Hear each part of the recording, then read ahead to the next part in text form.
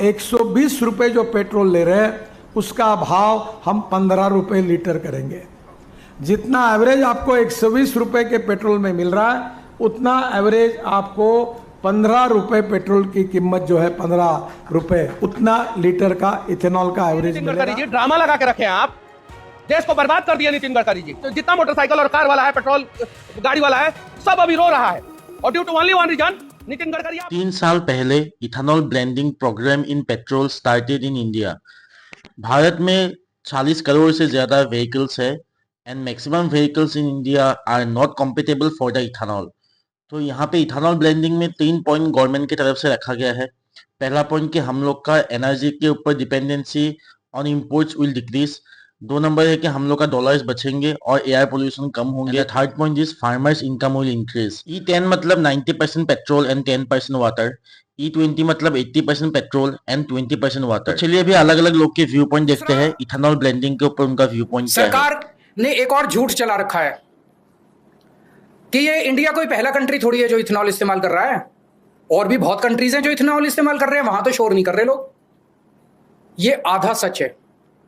बाकी कंट्रीज में जो इथेनॉल इस्तेमाल हो रहा है वो E10 से कम हो रहा है। जो मैंने कहा ना, नॉर्मल गाड़ियां भी E10 तक तो इस्तेमाल कर लेती हैं, उससे ज्यादा नहीं कर पाती। बाकी E10 जर्मनी में E10 से कम है, अमेरिका में E10 से कम है, फ्रांस में E10 से कम है, थाईलैंड में अभी तक E10 से कम है, जापान में E3 है। E10 का टारगेट जापान ने 2030 में रखा है। अभी 7-8 साल का उन्होंने फेज आउट पीरियड दिया है। E3 से E10 जाने के लिए जापान ने 7 साल रखे हैं।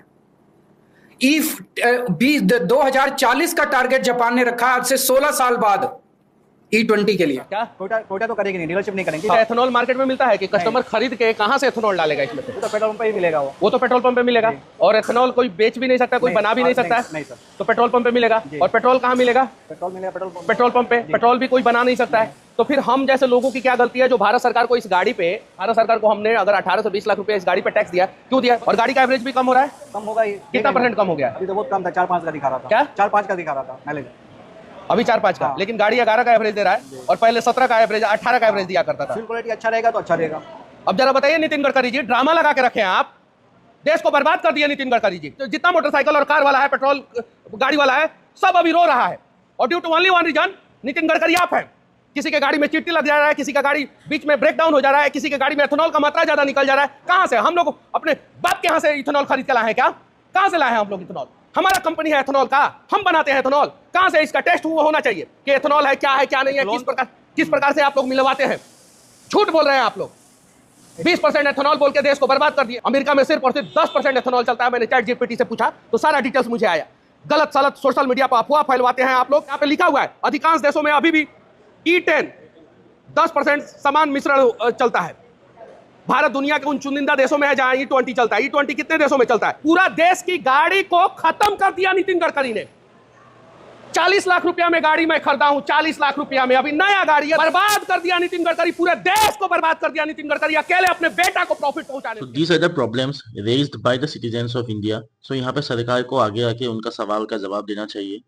जैसे इनिशियल डेज पे नितिन गडकरी ने बोला था कि पेट्रोल का प्राइस 15 रुपीज पे आ जाएगा इथेनॉल आने के बाद, पर हम लोग देख सकते हैं कि ऐसा कुछ भी नहीं हुआ। और जैसे कि हम लोग देख सकते हैं वीडियो में भी बोला गया कि अभी भी बहुत कंट्रीज है जहाँ पे E10 तक ही मैक्सिमम यूज किया गया है, पर इंडिया में इतना कम टाइम पे डायरेक्टली E20 तक आ गए हैं।